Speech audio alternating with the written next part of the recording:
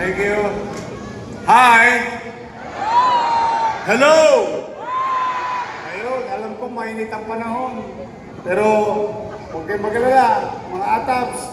Mamaya, mag-swimming kayo doon sa mga swimming pool natin. 1-2 sawa. Kaya namin nagsiswimming ngayon ng mga bata sapagkat noong Marso, sinabihan ko si Director Pio.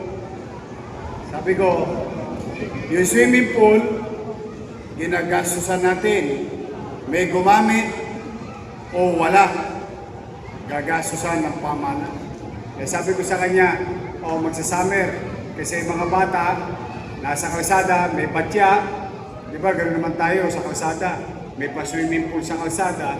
So sabi ko sa kanya, kako, open it to public. And I'm happy to report to you, yung mga bata, naglalanos-lanos yung mga daliri sa kakababad sa swimming pool natin. 6 na swimming pool sa buong Maynila, District 1, 2, at 3, 4, 5, 6. Kaya sa mga anak ninyo, sa mga apo nyo, kayo mismo, halimbawa, pupunta kayo ng shoutout sa mga batang 80, o mga dekada 80 dyan, o pupunta kayo sa Laguna, gagastos pa kayo, o dahil doon na kayo mag-birthday. Kasi pati birthday, pinagagamit ko ngayon, ang lahat ng swimming pool natin, wala kayong tosgas. Mananawa kayo. Kaya lang mga bata, pag magwiwiwi, sa banyo ha, hindi sa swimming pool kasi baka maging kulay orange na yung ating swimming pool. But I'm very happy, nag-i-enjoy ang mga batang Maynila. O mainit ba? Nainitan kayo? Partida pa yan, naka-aircon pa tayo. Pero mamaya, bawat isa sa inyo, may regalo ang inyong pamahalang lungsod, may electric pan kayo. Pamigay nyo mamaya, mga atars, pandagdag. Ikaw, beautiful, kunin mo na. Kunin mo na doon sa atars. Ayan yung kanina yung bata. Kanina pa Maabilidad yun. Malayo mararating na, talas ng mata. Ina-armor ka agad sa kayo. Ayun, huwag ka na yun. Ayan. Yung may ponytail. Yan. Anyway, kanina pa yun. Good afternoon, ladies and gentlemen, to the proud parents. Kanina pa yun nakatingin kay Yorme. Una, natutuwa ako, excited ako sa mga kabaka. Kasi I, for one, is a witness ng serbisyo ng pangkalusugan ng kabaka. Nakita ko po yun. Ngayon naman natutuwa ako dahil bubuksan na muli. So may makakatulong ang syudad ng Maynila sa pag-deliver ng mga programang pangkalusugan. So malugod ang pasasalamat at pagbati ko kay Congressman Amado Bagatsing. Palakpakan naman natin siya. Ayan, maraming salamat sa iyo, Domats, sa iyong bagamat wala ka sa pwesto, patuloy mo yung inaalala ang iyong mga kadistritong iyong pinaglingkuran ng matagal na panahon. Ganon din sa ating Congresswoman Cristal Bagatsing na busy ang ating Congresswoman. Siya na po ang direktor ng ating turismo sa Maynila. Ang ating ang minamahal na si Amanda. Pero mas kilala siyang Cristal Bagatsing. Palakpakan natin. Lumalago ang turismo. On the way nga kami dito, ang pinag-uusapan namin, yung mga senior citizen na bagong hire na tourist guide sa Intramuros. Wow. Sa pakikipagtulungan ng dalawang gobyerno, national government through IA and city government through Cristal Bagatsing. Now, andito ang ating pinakamaganda distrito nyo rin. Bakit ang mga babae sa 5th District magaganda?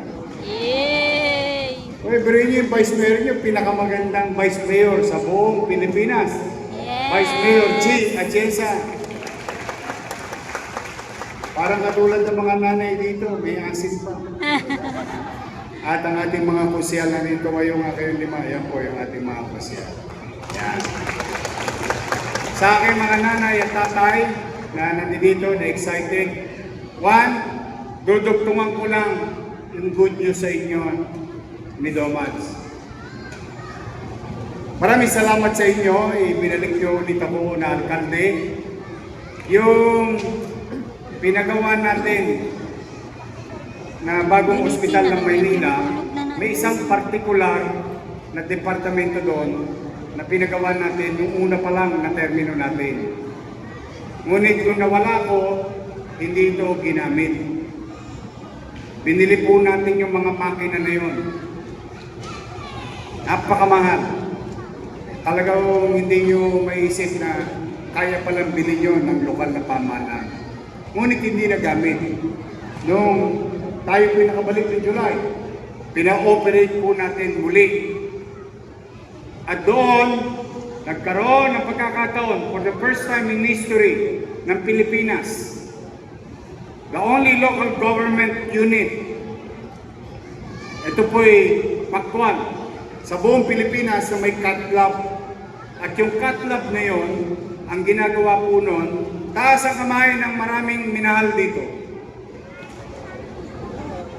Konti lang minahal nyo. Ibig sabihin, sa sobrang daming minamahal, nagkasakit ka sa puso. Kasi puro hinagpis ang inabot mo sa dati mong minahal. Buti na lang, sabi nga. Kasi ngayon, nasa ayos na kayo ng pamilya nyo. But, kidding aside, yung cat lab, kaya niya mag-angiogram. Ang angiogram procedure, siguro naririnig-rinig niyo yun, sa pribadong ospital, pinakamura, angiogram pa lang, sinisilip pa lang yung mga ugat mo sa puso, kung barado o hindi, aabutin ka na ng 80,000. Minimum. Pag sa private, may kalalagyan ka pa. Ngunit, dahil sa binigay niyo sa akin pagkakataon, muli natin nabuhay at ngayon gumagana na. Ilang dosena na ang na-angiogram natin simula noong July 1 at walang binayaran ang mga taga-lungsod ng Maynila. Zero billing.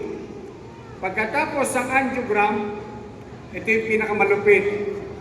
Kasi hindi ko alam kung sino sa inyo mga ngailangan. Hindi natin masasabi. Barado puso mo, ugat. Kailangan kang i-angioplasty. Magkano angioplasty sa heart center? 900,000, 700,000. Sa private, 2 milyon, 1.5. Mga nanay ko, mga tatay ko, na nandito ngayon,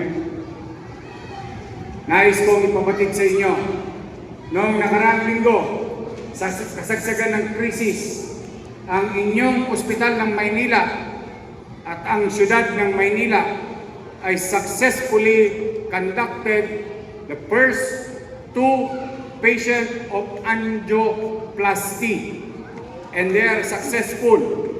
Yung angioplasty po ay may inilalagay na barbula o goma o bakal sa mga ugat na barado sa puso ng tao o sa ugat papunta sa puso. At ang isang operasyon ito umabot ng 900,000 ang bawat isang pasyente. At malugod ko pong ipaalam sa inyo, walang binayaran yung 2 pasyente na yon sa ospital ng Maynila. Maaaring hindi nyo kailanganin, good for you. You're healthy. Pero if umabot sa sitwasyon ng inyong nanay, inyong tatay, mga lolo't lola natin, o kayo man, at least, meron kayong option. 3 na ang option nyo. Dati 2 lang. Private hospital, at maganda kayo ng milyon-milyon, or heart center. Maganda rin kayo ng dangdang libo. Ngunit, ngayon meron na kayo isang option. Ang ospital ng Maynila, walang Tosgas para sa inyo. Kahit tayo'y gipit, nagsubi ako noong July pa lang, worth 25 million pesos. Walang gagawin yon, kundi bumili lang ng goma. Bumili lang ng mas kilala sa scientific word, stent, para sa ating possible na pasyente.